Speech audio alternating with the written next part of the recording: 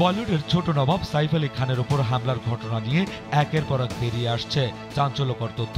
আটককৃত আসামি শরীফুল ইসলাম শাহজাদকে 29 জানুয়ারি পর্যন্ত পুলিশি হেফাজতে রাখার আবেদন মঞ্জুর করেছে বান্দ্রা আদালত। তবে তদন্তের নানান বিষয় পর্যালোচনা করে মুম্বাই পুলিশ এটি ধারণা করছে যে সাইফের উপর ছুরিকাঘাতে এবং বান্দ্রার বাড়িতে ডাকাতির পরিকল্পনা একা শাহজাদের নয়, এর নেপথ্যে যুক্ত থাকতে পারে একাধিক স্বার্থান্বেষী ব্যক্তির পরিকল্পনা। মুম্বাই পুলিশের ধারণা মতে খুব সম্ভবত শাহজাদকে জোরপূর্বক ডাকাতি করার জন্য পাঠানো হয়েছিল নায়কের 11 তলার বাসভবনে। এর পেছনে রয়েছে বেশ কিছু চক্রান্তকারীর মদত। ভারতীয় গণমাধ্যম সূত্রে জানা যায়, পুলিশি তদন্তে আদালত সন্তুষ্ট হলেও ঘটনার সঙ্গে জড়িত সমস্ত বিষয় খুঁটিয়ে দেখার নির্দেশ দিয়েছে আদালত।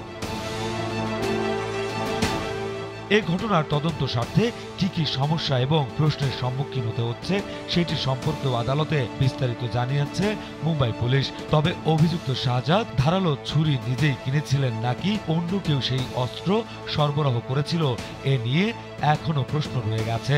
সিসিটিভি ফুটেজ দেখে সন্দেহভাজন হিসেবে আটককৃত ও আসামি নির্বাচন কোনো বড় পরিকল্পনার অংশ কিনা, এ নিয়েও দ্বিধাদ্বন্দ্বের কমতি নেই।